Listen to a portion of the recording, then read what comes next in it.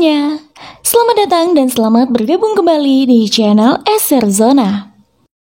Ketika balas dendam menyentuh hatimu dan bukan otakmu, tak akan ada yang bisa menghentikan pertumpahan darah. Sebagaimana perseteruan panjang yang tak kunjung usai terjadi pada dua buah desa dalam film berjudul Mada Gajah yang dibintangi oleh Sri Murali, garapan sutradara Mahesh Kumar dan dirilis pada tahun 2021. Film ini mengisahkan tentang perjalanan hidup seorang anak yang terpisah selama 28 tahun dari orang tuanya. Kehidupan suami yang hooligan membuat sang istri memilih untuk memalsukan kematian putra yang baru saja ia lahirkan sesaat setelah timbul kerusuhan desanya dan desa tetangga. Bagaimana perjuangan sang anak dalam bertahan hidup tanpa orang tua? Dan akankah ia kembali bersatu dengan keluarganya setelah apa yang dialaminya selama ini? Oke, tanpa berlama-lama, yuk langsung saja simak. Ini dia rangkuman alur cerita filmnya.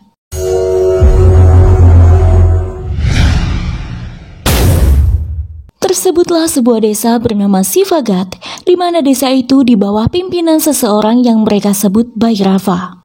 Malam itu Bhairava dan semua penduduk desa tengah resah menunggu kelahiran anak sang pimpinan.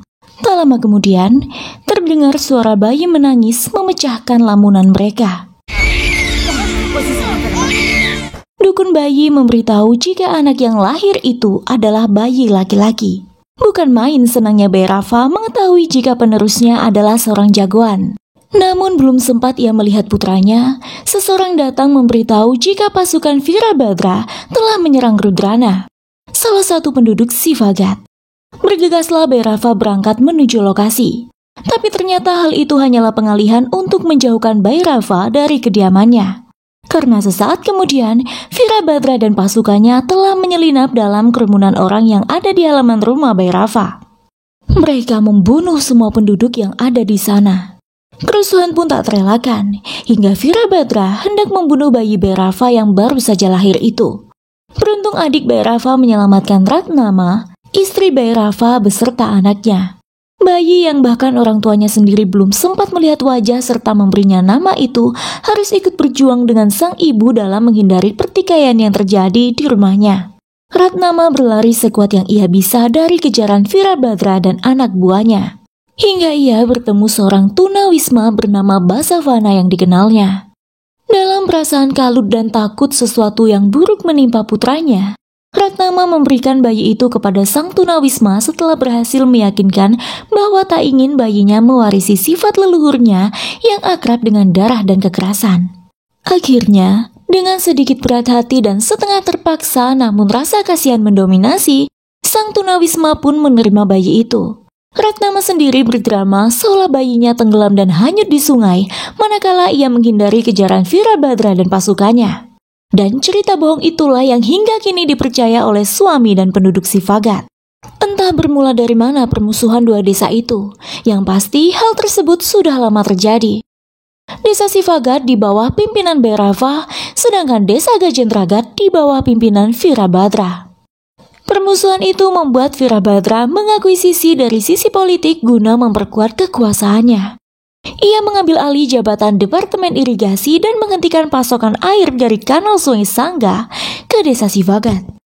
Virabhadra berniat membuat Sivagat dilanda kekeringan dan membunuh perlahan penduduknya. Tak hanya itu, Virabhadra juga berhasil membuat seluruh politisi tunduk dan takut padanya, serta membuat tehsildar atau pejabat pertanahan mengikuti semua aturannya. Sementara itu, Basavana merawat bayi Ratnama dan Bhairava layaknya anak sendiri. Ia pun memberi nama bayi itu Surya. Sementara Ratnama, tak sehari pun ia tanpa kesedihan mengingat buah hati yang bahkan belum sempat disusuinya terpisah darinya. Namun sesekali Basavana mengunjungi rumah Ratnama di Sivagat untuk mengabarkan tentang perkembangan bayinya yang kini telah beranjak remaja. Setelah melewati masa remaja yang tak bisa dibayangkan kerasnya, di mana Surya harus berjibaku dengan arang kayu sisa-sisa pembakaran serta bertahan hidup dengan cara hooligan yang berdampak pada keberlangsungan hidup Surya di masa depan. Karena ketika beranjak dewasa, Surya dengan cekatan menguasai sebuah wilayah di mana tempat itu seluruh kremator berlomba untuk bertahan hidup.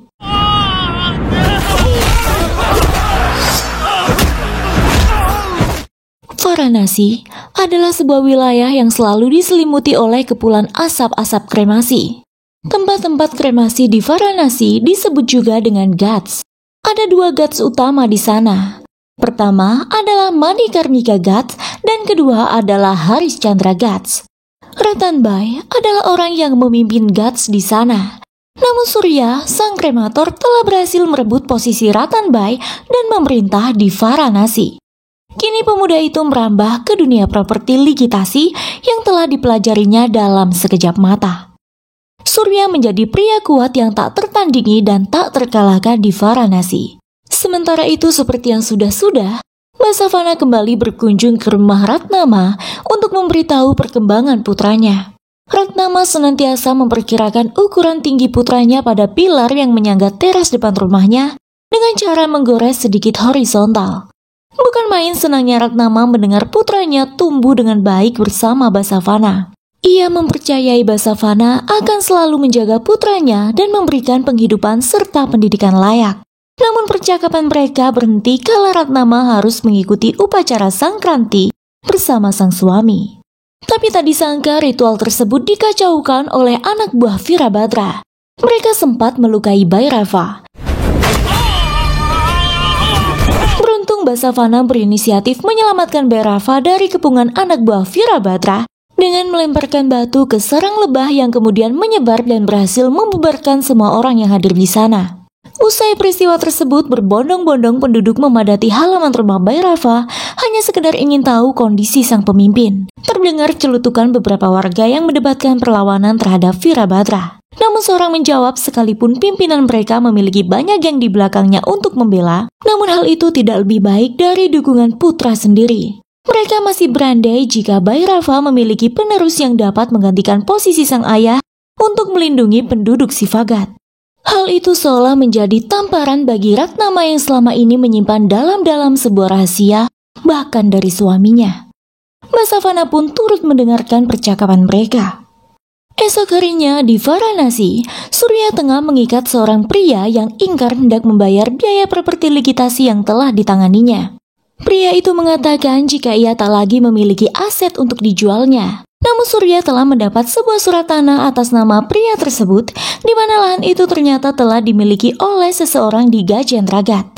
Pria itu memperingatkan Surya supaya tak memaksakan diri untuk mendatangi tempat yang bahkan kanal di sana bukan mengalir air, melainkan darah. Mendatangi tempat itu sama halnya dengan mendatangi kerajaan Jagal.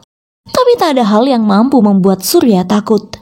Bersama temannya Chela, dan setelah mendapat surat perintah untuk mendapatkan kembali tanah yang telah dirampas oleh orang Gajendragat yang tak lain adalah Virabhadra, berangkatlah Surya ke sana. Setiba di Gajendragat, Surya langsung mendatangi pengacara-pengacara guna ingin meminta jasa mereka untuk membantu menyelesaikan sengketa tanah yang telah dirampas oleh Virabhadra.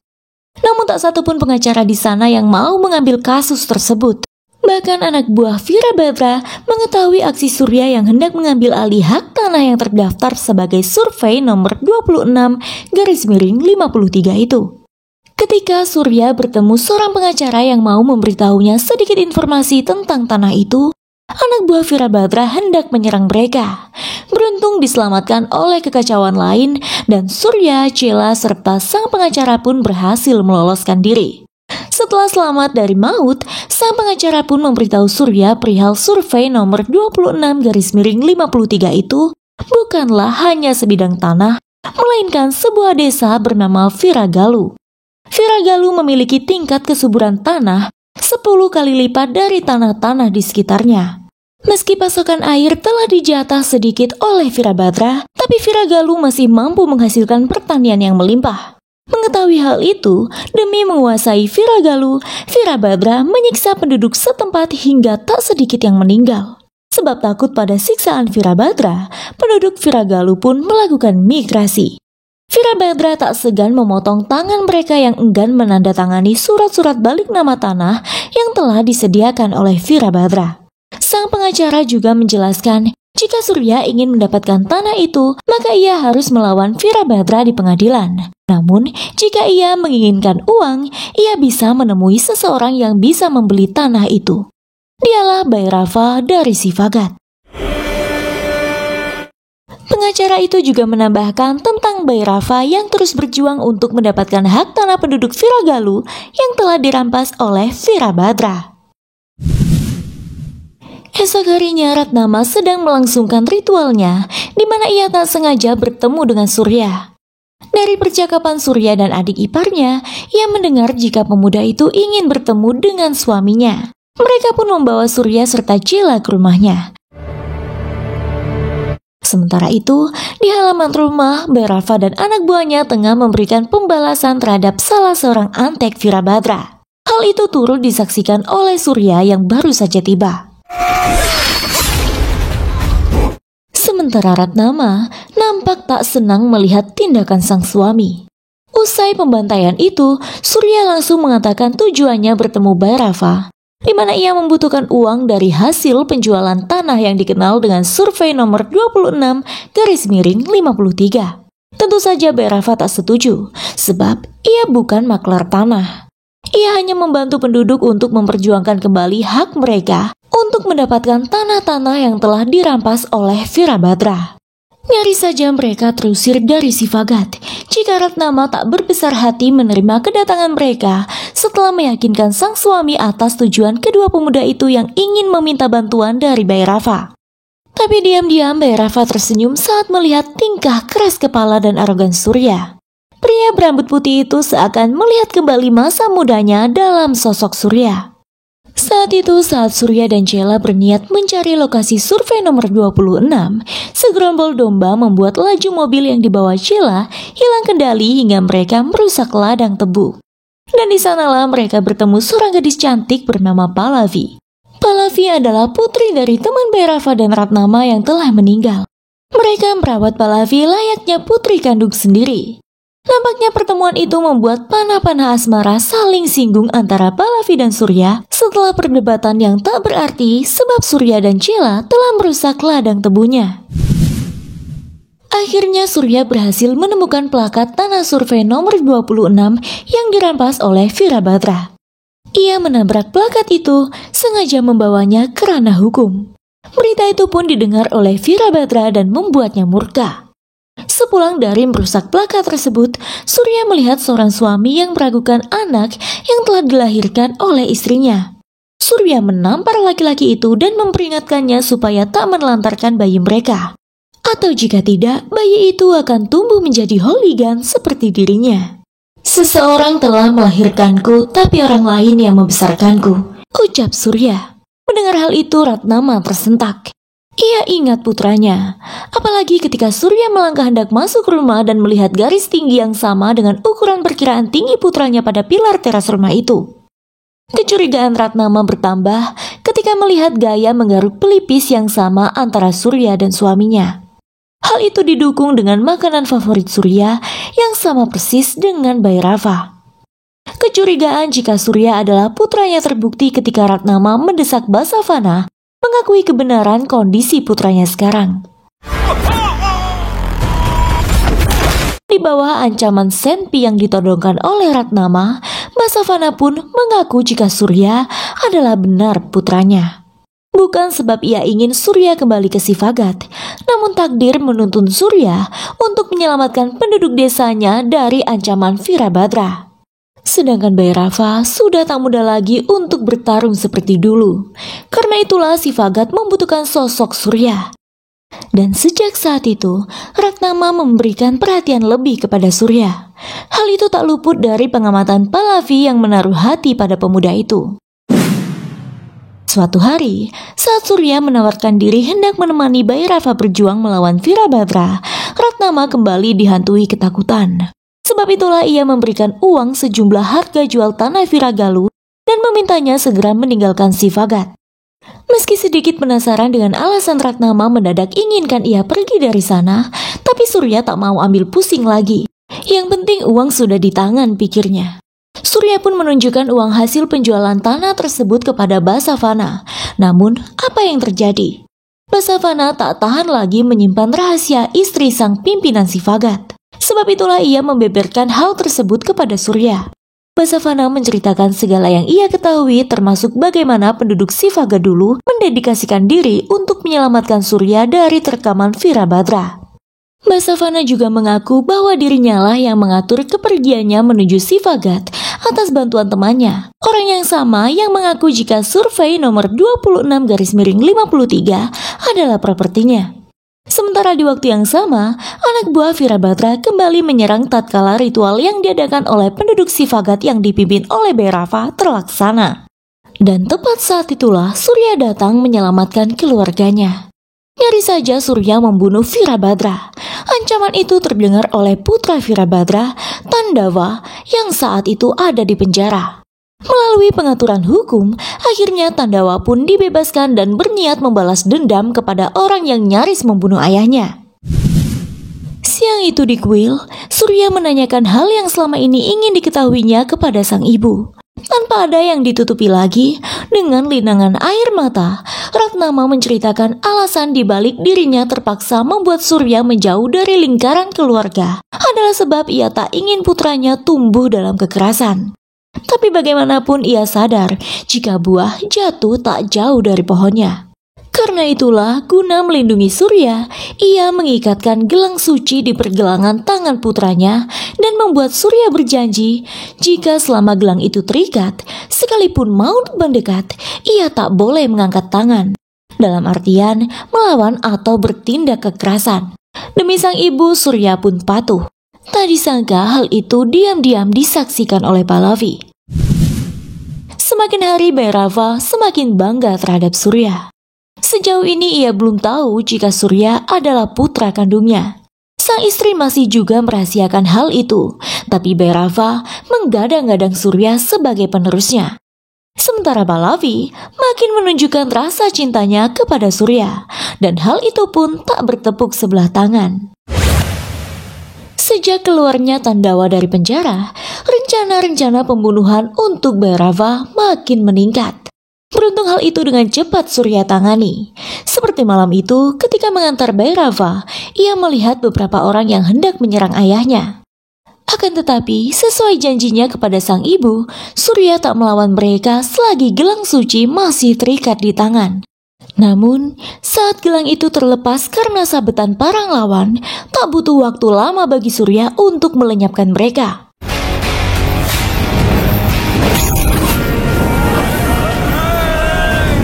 Tak lupa usai perkelahian, ia memasang kembali gelang itu.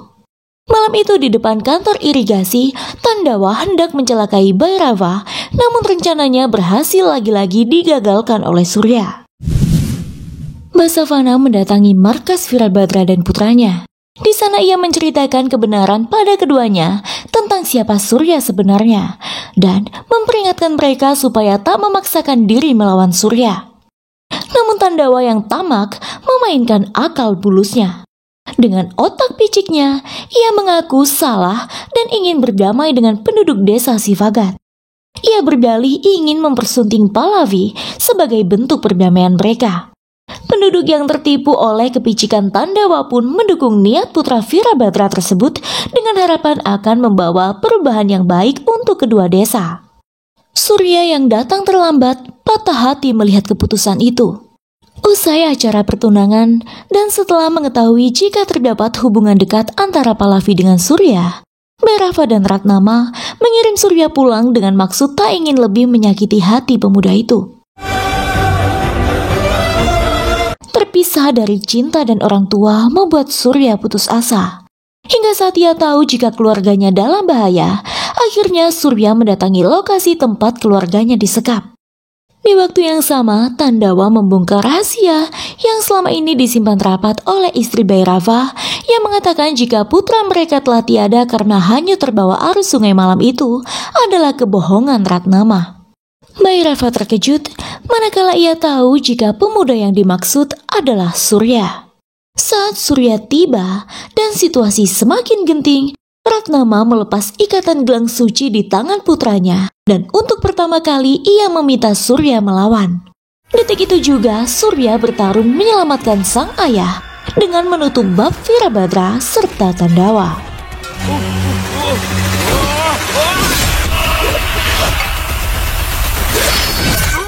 Pada akhirnya, dua desa telah berdamai, dua hati telah bersatu, hubungan antara anak dengan orang tua kembali utuh. Dan film pun selesai.